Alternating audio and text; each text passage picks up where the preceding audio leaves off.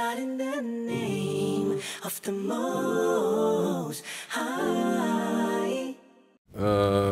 Inshallah ta'ala, we'll begin with the questions. Sheikh Omar, what shall I do as a young man to make Ramadan see different? How can I stop my addiction to video games during this month? So specific maybe to the addiction of video games during the month of Ramadan. Is this how it's going to work? I didn't know it was going to be like that. Put me on the spot there, Sheikh. That's the benefits of MC. Don't play video games.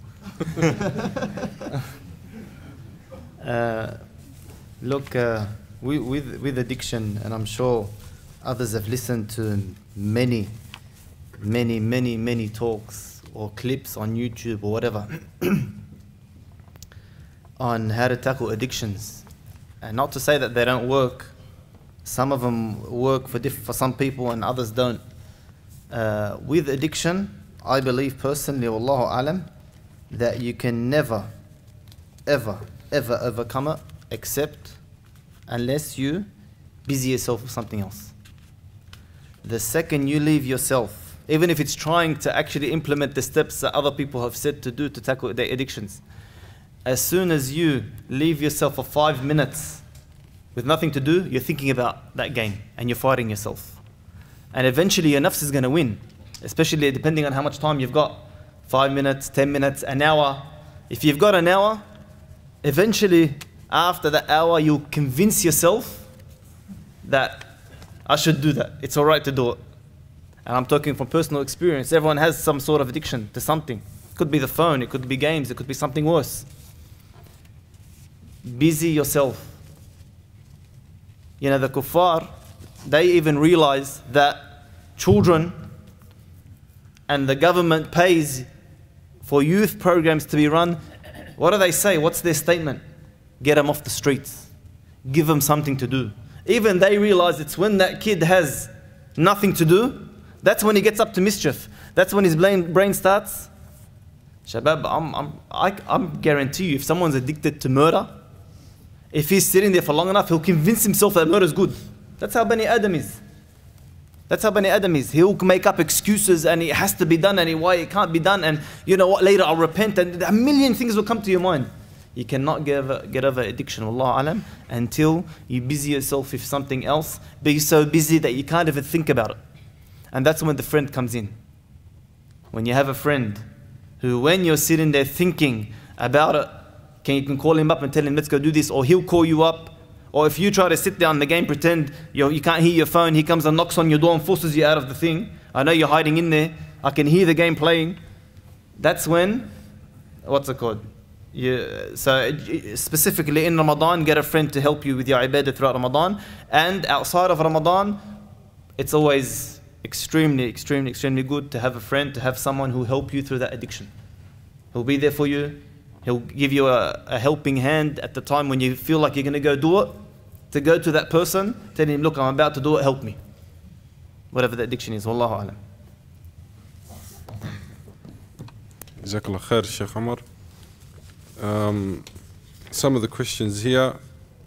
Does brushing the teeth with toothpaste break the fast? Sheikh Ram, you want to answer that?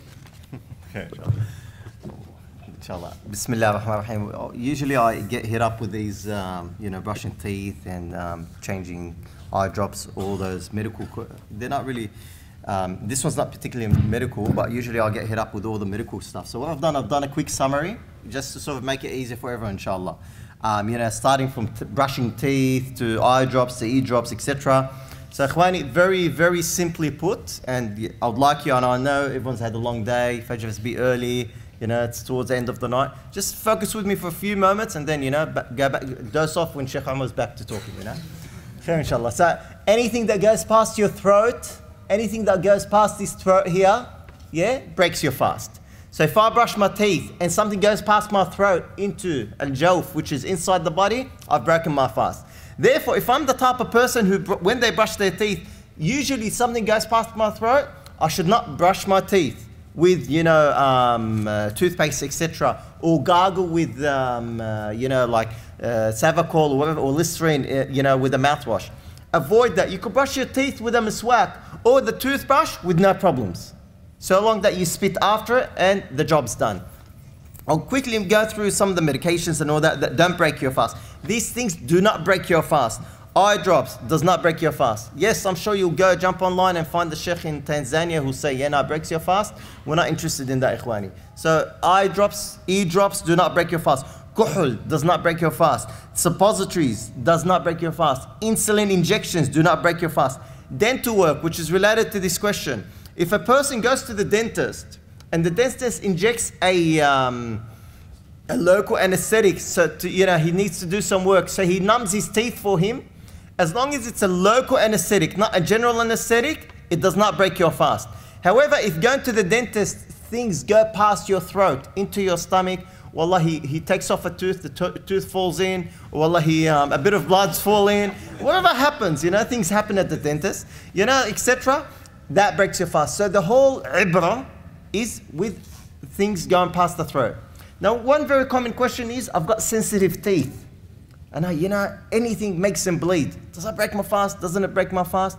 Ikhwani, very simply put, if you swallow the saliva, and I'm sorry if it's a bit, it's a bit disgusting for some people, but if blood is in your saliva and you swallow it, and there's more blood than saliva in that thing that you swallowed, you have broken your fast. However, there's like a tiny, meany, very mischievous, very tiny drop in your saliva that you can't get rid of it. And it's a very small portion of your saliva and you swallow, wallahu ta'ala alam, it does not break your fast. So it's just to avoid people getting, obsessive or get paranoia, etc. Giving a blood test happening, does that break your fast? It doesn't. However, it will weaken you. So it's probably best to delay it till after the fasting, at night or even after Ramadan. Something like using a nasal spray. Does that break your fast? It does not. Vomiting, if you're sick and you are forced, your body forces you to vomit, that does not break your fast. However, if I'm one of those people that are obsessed with their weight, and I've ate suhoor, I've eaten a lot of suhoor, a couple of hours later I feel guilty about it, mind you, it's a mental illness you need to sort, it's a different conversation. Then I'll go force myself to vomit, that breaks my fast. So if you vomit, ikhwani, out of your control, that does not break your fast. But if you force yourself to vomit, you have broken your fast. Big difference there, ikhwani. Injections. Injections, ikhwani, are classified according to fasting into two main portfolios or two main portions. Injections that nourish you and injections that don't. Just remember it this way. Any injection, if your doctor says, I'm going to give you an injection, the moment he gives you an injection, ask him, does this nourish me or not? If you're a doctor, if you're a sister, a sister who wears hijab or niqab, and you got low vitamin D, so you go to the doctor and he says, hey, I need to give you a vitamin D injection, and you're fasting, that breaks your fast. Tell the doctor, I need to take it after Ramadan or after Maghrib. If the injection is like Voltaren, wallah, there's muscular pain, there's a problem, they give you cortisone or Voltaren or even insulin to lower your sugar levels, that does not break your fast. So ikhwani, you just divide injections into two groups. Ask them, does this nourish me? Does this injection nourish me? If it nourishes you, it breaks your fast. Vitamin K, vitamin D, vitamin B, whatever it is, if it nourishes you, it breaks your fast. Wallahu ta'ala alam. Very quickly, things like showering, swimming, hijama, etc. All those things do not break your fast. However, if something like taking a shower is going to make you obsessive for the rest of the day, obsessive as in mitwaswas, did water go past? It didn't go past. I feel a bit of water. Don't have a shower. Have it after Maghrib. Allah la yaksab hada, like may Allah not destroy anyone. Have your shower after Maghrib. Live in peace and enjoy your day. Don't put yourself in a position of doubt. Things like, for example, local anesthetics. Local anesthetics, ikhwani, is, for example, some people need to take an injection. They need, to remove the pain from the skin. So the doctor injects something, could be in their teeth, in their gums, or on the skin. They're doing a mild operation, whatever it is. As long as this anesthetic doesn't take away your brain, you don't become unconscious, it does not break your fast. If it numbs your head, numbs your leg, numbs your teeth, however you're still conscious, it does not break your fast. The moment they put you in a general anesthetic and you wake up hours later in a different room and you don't know what has happened, and 4 hours later, that breaks your fast. So Ikhwani, inshallah, that's a quick summary regarding, I know it started off with toothpaste and ended up in a hospital ward, but yani that's a quick summary, inshallah. Jazakumullah khair. Jazakallah khair, Sheikh Rami. Just another question. Can a breastfeeding woman fast or should she not fast? You haven't answered yet. I'm asking, so I don't... Can a breastfeeding woman fast or should she... Question mark. The breastfeeding woman in the month of Ramadan, the question is her fasting going to harm herself or going to harm the child? More specifically, if her breastfeeding is going to harm the child, in which the child is naturally breastfeeding and the child is the main source of nourishment for the child is through breastfeeding, and that if she fasts she's going to harm that process, then she shouldn't fast. She should continue breastfeeding the child. And then after that, the question or the follow-up answer is that when she finishes, she makes up those days. She makes up those days and she refasts those days. But if she's able to fast and she's able to breastfeed, some females are like that. Some females, they're able to fast, they can breastfeed and they can do all of those, then she should fast. And she should continue fasting. It's better for her. أَن تَصُومُوا خَيْرًا لَكُمْ. To continue fasting is better. But if you find that there is harm, then you have the rukhsa. You have the excuse to not fast. You have the excuse, and the ulama have mentioned that this is an excuse, even to the extent where they said that if it's going to harm the child, then you have to break your fast. That you have to break your fast, and inshallah ta'ala, that answers that question. What are the benefits of i'tikaf? Sheikh Omar. Sheikh Rami. What are the benefits of i'tikaf? Of i'tikaf. That's one of the things I forgot from my talk. So it came back to me. I don't know, you're in the house of Allah. Isn't that good enough? House of Allah, the intention of doing i'tikaf gives you the reward of being in prayer that whole time you're there. So as soon as you intend to start i'tikaf, the whole time you're there in that mosque, you're getting rewarded as if you're praying. It's following the sunnah. The Prophet ﷺ himself used to do i'tikaf in the last 10 days, and the last Ramadan he lived, he done i'tikaf the last 20 days. And then after he died, his wives used to do i'tikaf after him. So i'tikaf is for us specifically, i'tikaf keeps us away from all the haram and everything we see and do and hear outside. Keeps us in the mosque.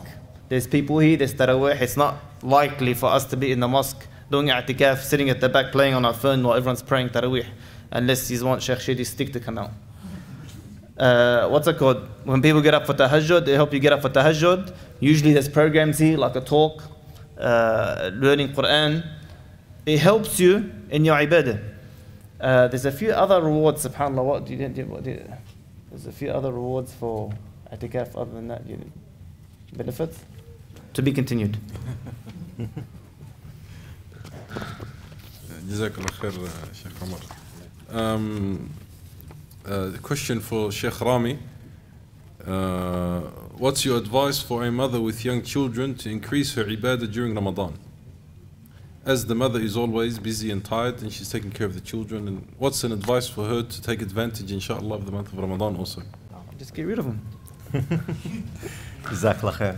May Allah subhanahu wa ta'ala reward the sister and make it easy for her. And wallahi, our heart and our minds and our dua is out there to our sisters who are sort of either stuck in the kitchen or stuck preparing food for great numbers of people, or making sure that the house is clean and doing all the chores while the mujahid brothers are, either asleep or, come back from a much shorter workload, Usually the brother works 12 hours in Ramadan, he works 4 hours or 5 hours or doesn't work and just wants to sit at home and sort of sleep and go pray and make sure he's nice and healthy and strong whilst his missus does all the hard work. So Allah subhanahu wa ta'ala goes out, our hearts and our dua goes out to those sisters, and Allah subhanahu wa ta'ala reward them.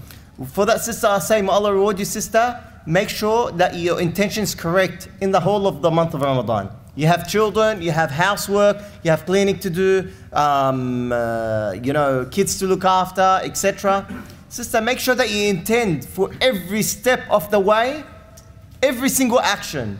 Whether it's that bottle that you're making for your baby, whether it's teaching your son a bit of Qur'an, whether it's taking your kids to school, bringing them back to school.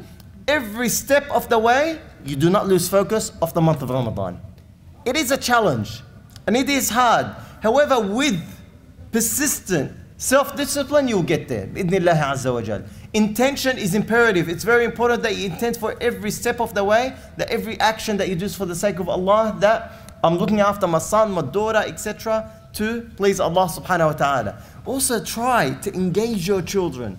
Many of us think, the month of Ramadan is my month. I want to get closer to Allah. What about your son? Your son's about 12, 13. Your daughter's about 14, 15. It's the best time to engage them. When you engage your children at that age, before a time comes where you could no longer engage your children or they will no longer be interested. So step number 1, sister, is your intention. Step number 2, engage these children. Number 3, sisters and brothers, once again, we'll go back to planning. You might be surprised, but with a bit of planning, you could actually make activities for your son, for your daughter, for your children, so that in a way that will free up your time. Let's say a sister knows a few sisters and she wants to do i'tikaf or do a few nights in Ramadan at the mosque or do something. One of the problems or issues that these sisters face is when they bring their children to the mosque, they get frowned upon. All the other sisters look at them as if they've committed a grave sin. And unfortunately, I feel sorry for those sisters, but at the same time, unfortunately, a crying boy or girl, especially if they're a baby, in Taraweeh, is not something that, that's well accepted in the masajid. What do? You plan. So if I've got, 2, 3 kids, my sister has 2, 3 kids, my neighbor has 2, 3 kids, we could alternate. We could have one of the girls, one of the ladies, looking after all the kids every 3rd night, which will free up all the other sisters to worship Allah subhanahu wa ta'ala. Also, there are times of the month that sisters can't pray. So they could alternate between them. Whichever sister can't make it to the mosque that night for, certain reasons, we could leave our kids with her. And when it's, when it's time that we can't pray, the kids can come our place. And wallahi, sisters, if you organize yourselves, wallahu ta'ala alam, you could maximize your time in Ramadan. And do not forget that innamal a'malu bin-niyat, that actions are very by intention. Sister, if you intend to utilize the month of Ramadan for the sake of Allah, Allah will bless it for you, inshallah. Sorry, I know time's of the essence, so we'll finish off with that. Jazakumullah khair. Just a few quick questions. What are the verses of the Qur'an to concentrate during the month of Ramadan? What surah should the person focus on during the month of Ramadan? There's no specific surah that the person has to focus on during the month of Ramadan. If anything, the advice would be to maybe try as much as you can to read the verses and to read the surah that you understand, because they were able to then reflect upon them, to contemplate upon them, to understand what they are saying, and then the person has better understanding and the person has a greater attachment to the Qur'an. Attachment to the Qur'an. The greatest verse to ever be revealed, not only on the Prophet ﷺ, but to all prophets and messengers, is Ayatul Kursi. That's the greatest surah, or that's the greatest verse to be revealed upon any prophet and messenger. The surah, Surah Al-Fatiha, is the greatest of surah that Allah subhanahu wa ta'ala, where He distinguished it and He mentioned it with the Qur'an. وَالسَّبْعِ الْمَثَانِ, the Qur'an al-Azim and the Sab' al-Mathani, and the 7 verses that are continuously repeated, al-Mathani, that are repeated. So there's no specific verses or surah that the person during Ramadan can concentrate on. Can a person begin reading from Juz' 30 and go backwards to Juz' number 1? The brother who asked this, may Allah subhanahu wa ta'ala reward him, the person is able to read the Quran, of course it's more beneficial for the person themselves to keep track in beginning from the Surah Al-Fatiha and to Surah Al-Nas. But is there an obligatory order in which the person has to read the Quran? There isn't. There isn't an obligatory order that the person has to memorize the Quran, or whether it's reciting or memorizing. The person goes with maybe, because for some people, Allahu A'lam, for some people they find reciting Surah Al-Baqarah straight away in the beginning of Ramadan, because they don't know what they're reciting and they don't understand what they're reciting, and the verses are long and they're not used to reciting long verses, they get a bit tired or they get a bit reckless from reading from Surah Al-Baqarah. Because when the person sees Surah Al-Baqarah, it's going to take me, for the ones who break up a juz a day, it's going to take me 2.5 days just to recite Surah Al-Baqarah. So they get scared of it and they get frightened and they slack off. So if you're able to recite from the verses or from the surah, the chapters that you do understand and that you frequently recite, to make it as a beginning, to make it as a way to begin the month of Ramadan, then فَبِهَا وَنِعْمَتْ. And as long as the person, at the end of the day, as long as the person is reciting the Quran, as long as the person is attaching themselves to the Quran, as long as the person is putting that connection, that work in to the Quran. Wallahu ta'ala a'la wa a'lam. There was just a clarification or maybe something with regards to the breastfeeding. Do the person have to make up the day only or pay fidya? They only have to make up the day. They only have to make up the day and they don't have to pay any fidya, according to one of the opinions of the ulama. Wallahu ta'ala a'la wa a'lam. Jazakum Allahu khairan for attending. And we thank the mashayikh for attending also, for answering the questions. And please, brothers and sisters, while you are leaving, there are the Ramadan calendars outside. Please take for yourself, for your family, for your mother, your father, your parents, your brothers, your sisters. Take for them and gain the reward, inshallah. Subhanakallah wa bihamdik, nashhadu an la ilaha illa ant, nastaghfiruka wa natubu ilayk. Wassalamu alaikum wa rahmatullahi wa barakatuh.